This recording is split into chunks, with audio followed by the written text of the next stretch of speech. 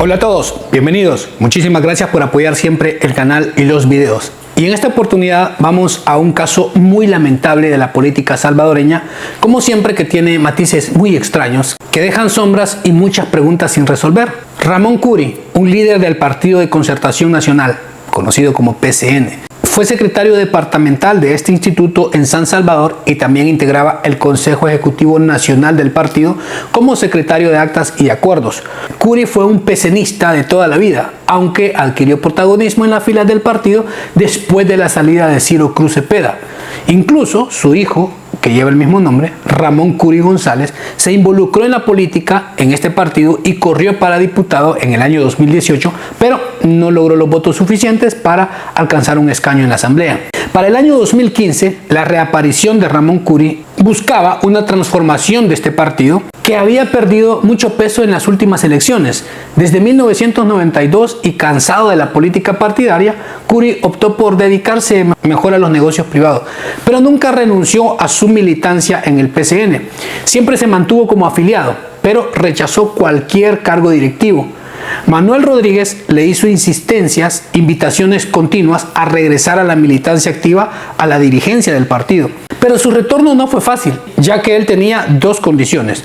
Primero era alejar del partido al histórico exdiputado PCNista Alejandro Dagoberto Marroquín. Y sobre todo, quizá una de las cosas más complejas, exiliar del partido, hacerlo a un lado, a Ciro Cruz Cepeda, que había sido un hombre de mucho peso y de muchos negocios histórico, bastante señalado como diputado, que hizo muchas alianzas fuertes y de todo tipo en la asamblea con gobiernos principalmente de Arena, aunque en su recta final también estuvo bastante cercano al FMLN, o sea, a mera conveniencia. Curi dijo que ver a esos viejos políticos sentados en los puestos ahí con beneficios, recibiendo recursos del Estado por décadas, que se habían perpetuado en estos puestos y no querían salir. Aunque vieran un declive, que la gente ya no los quería, eso había afectado al partido. Cumplidas todas estas condiciones, Curi volvió como secretario departamental del PCN y además miembro del Consejo Directivo PCNista, el principal organismo de dirección de este partido. Entonces Curi y Rodríguez tomaron las riendas del instituto y le apostaban a rostros menos manchados en la política y más conexión con la sociedad civil.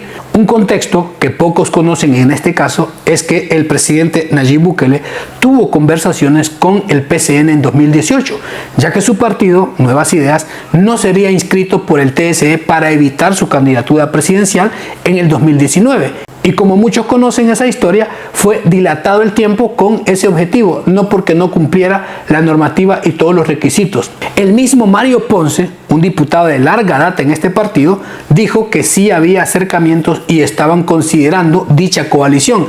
Extraoficial, también se supo que algunos habían dicho que Ramón Curi apoyaba mucho el proyecto de Nayib Bukele como nueva apuesta política y él mismo respaldaba su candidatura. El problema surgió cuando el partido Arena buscó hacer alianza con todos estos partidos pequeños para dejar sin un partido taxi a Bukele, que era el gran candidato en todos los sondeos de opinión. Donde veíamos a Nayib Bukele, o lo vemos siempre, como una persona que pueda de alguna manera competir por la silla de casa presidencial. Es un salvadoreño que tiene su propio peso político. Él tiene que ver las posibilidades porque él necesita de una estructura partidaria para poder correr para la presidencia. Que si él cree que este proyecto político pueda servir para conquistar la presidencia, nosotros estaríamos a la disposición de hablar, de platicar y ver los escenarios posibles. Pero Ramón Curi fue asesinado la noche del 26 de abril del 2018 en el estacionamiento de la sede del partido PCN en la colonia Las Mercedes de San Salvador. Según fuentes oficiales, murió alrededor de las 8:30. Preliminarmente la policía dijo que un sujeto atacó a tiros al dirigente del partido. Y a las 9:30 de la noche se confirmaba su muerte a la edad de 66 años. Falleció producto de heridas de bala causadas por el atacante. La policía informó que un hombre se había acercado caminando al lugar y disparó contra Curi, que ya lo tenía plenamente identificado y lo había estado esperando por un cierto tiempo. El ataque, muy calculado, se consumó cuando Curi se disponía a abordar su vehículo.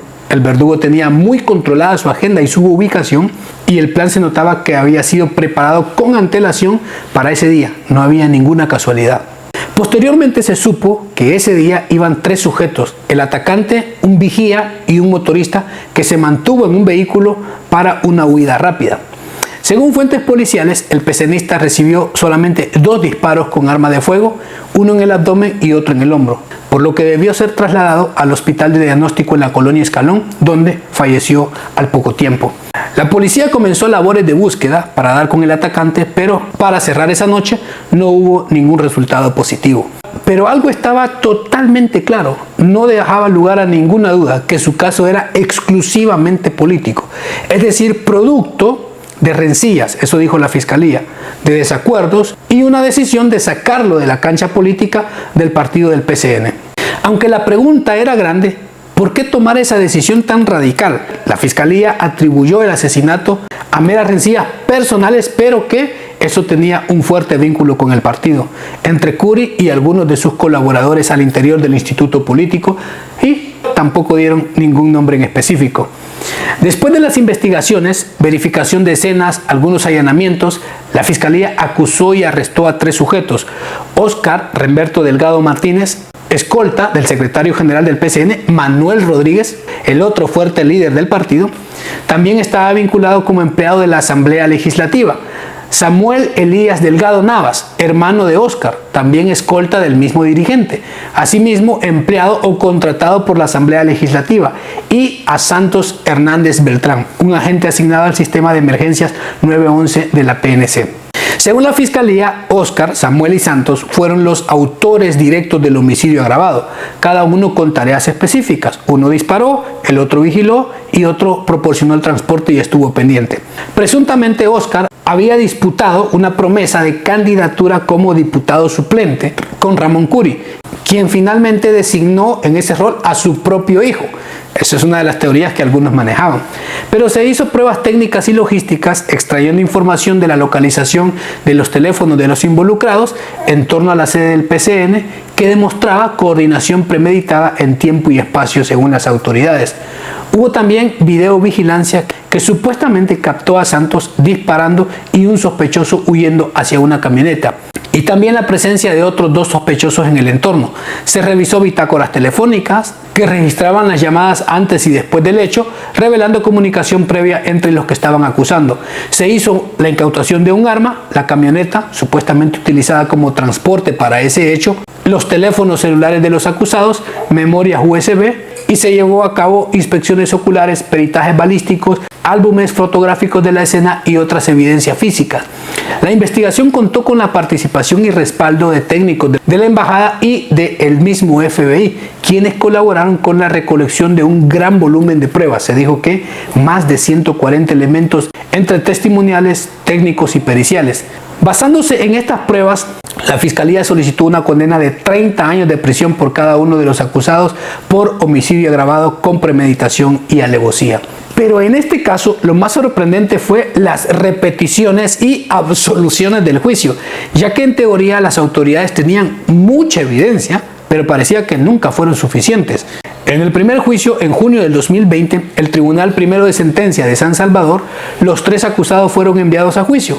La Fiscalía presentó todas esas pruebas que había recolectado, más de 140, pero el tribunal concluyó que dichas pruebas no eran contundentes para demostrar la participación directa y fueron absueltos los acusados. Sí, efectivamente, este día vamos a continuar el desarrollo de la vista pública en ese caso, en el cual pues se espera terminar de desfilar la prueba testimonial de carácter de cargo, para luego pasar a escuchar los audios que se han tenido también dentro de la investigación que se realizó en ese caso y la prueba de descargo que ha propuesto la defensa. Que consideramos que tenemos los suficientes elementos para poder sostener la tesis fiscal y poder obtener una condena en contra de ellos. Sí, eso sucede el 24 de abril de 2018 en la sede departamental del Partido de Concertación Nacional, cuando una persona llega al momento de esto salir de dicha sede y efectúa los disparos, con la colaboración y participación de los otros 2 en la parte logística para desarrollar ese hecho. ¿Qué delitos? Pero la Fiscalía apeló la decisión y hubo un segundo juicio en el 2022. La Cámara Segunda del Openón consideró que hubo errores en la valoración de pruebas y ordenó repetir el juicio. La Fiscalía insistió en la triangulación de las llamadas, testimonios de criteriados, pero el resultado, nuevamente, los 3 quedaron en libertad. por insuficiencia probatoria y otra vez absueltos en un segundo tribunal. Y la tercera no fue la vencida tampoco. Otra vez para 2025, el Tribunal Tercero de Sentencia de San Salvador celebró de nuevo la tercera vista pública. La Fiscalía otra vez pidió los 30 años de cárcel para cada uno, pero los jueces señalaron que los testimonios de los testigos criteriados eran contradictorios y no había pruebas materiales que ubicaran de forma irrefutable a los imputados como autores del crimen. Y otra vez, sin fruto, todos fueron absueltos por tercera vez. En su fallo, el tribunal ordenó el cese de toda medida cautelar en contra de los imputados y les recordó a los fiscales del caso que ya eran 3 veces, 3 tribunales diferentes que habían absuelto a los procesados, quedando el caso sin ningún capturado, sin ningún condenado, sin conclusión, en total impunidad. Solo en El Salvador. En la sede del partido, donde esa misma noche estuvo en varias reuniones con varias personas, Ramón Curi ese día tuvo una reunión con miembros de su partido. No eran gente extraña. Había bajado en la primera planta para realizar algunas actividades y volvió a subir para seguir conversando. La reunión duró hasta las 7 de la noche. Incluso, según algún expediente judicial, en ese momento apareció Melvin Bonilla, uno de los candidatos a diputado de la Unión en las elecciones del 2018. Bonilla conversó con él en el estacionamiento, ya que las oficinas estaban cerradas, ya era un poco noche. Otras personas que estaban con él le sugirieron que se marchara. Supuestamente Curi ya había salido de la sede y seguía hablando con las personas sin ningún temor a un lado del estacionamiento. Y dicen que ahí hubo algunos que presenciaron el hecho, pero que todo fue tan rápido que ninguno de los que rodeaba supo qué hacer ni identificar o dar pistas claras sobre lo que había sucedido. Bastante curioso, pero más que eso dudoso. Y a pesar de repetir 3 veces el juicio, de la abundante evidencia y que se tuvo asistencia de gente del FBI, la impunidad reinó. ¿En verdad no eran esos 3 los enjuiciados los responsables? Vale la pena preguntarse. De ser así, ¿por qué la insistencia con ellos y no ir detrás de los verdaderos asesinos? Con tanta evidencia, testigos, teléfonos, cámaras, no se encontró a los culpables. Sobre todo, estando claro que el asesinato tuvo motivaciones plenamente políticas. Pero ¿cuáles eran las motivaciones en realidad? El PCN no era un gran partido que pareciera disputar poder o porque Ramón Curi fuera algún gran candidato. Si tomarían decisiones que muchos pensaron que les terminaría afectando electoralmente y en el poder, pero ¿qué decisiones eran? Nunca lo sabremos. Lo que sí está claro que para apagar a un líder en ese momento podrían haber sido decisiones bastante clavos en el mapa político de El Salvador. En este país, los asesinatos políticos suelen escribirse con tinta invisible. Todos saben lo que pasó, todos sospechan de quién lo ordenó, de quién pudo haberlo hecho, pero al final los tribunales terminan lavándose las manos como si nada se pudiera comprobar. El caso de Ramón Curi quedó como una obra maestra de la impunidad, en los albores de una campaña política con miras a las presidenciales 2019.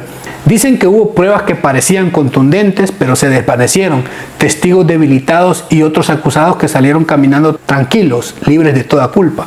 La ironía más amarga es que hasta hoy pesa la sombra de que el que disparó no vino de un enemigo externo, sino de las mismas entrañas de su partido, el PCN, dejando la incómoda pregunta de si la justicia no quiso o no pudo condenar a los verdaderos responsables, autores materiales e intelectuales, y el por qué tomaron la extrema y fatal decisión. Pero una de las razones fue porque sabían que tenían comprado el sistema y la impunidad estaba totalmente garantizada hasta esta fecha. Pero bueno, saque su conclusión. ¿Qué opina? ¿Qué es lo que sabía de esto? ¿Y qué más puede aportar en este caso que quedó completamente impune? Muchísimas gracias a los que siempre apoyan este canal y siempre comentan y dan like. Cuídense mucho. Nos vemos. Hasta luego.